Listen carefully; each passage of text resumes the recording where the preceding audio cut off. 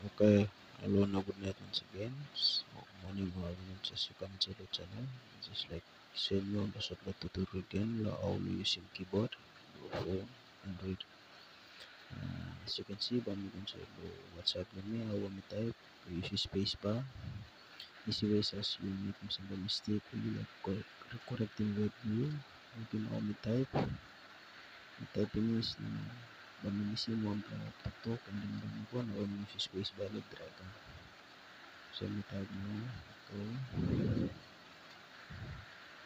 Finish yung laptop to club and then press and hold space bar, drag go back again, then right is laptop to and writing, then type mo,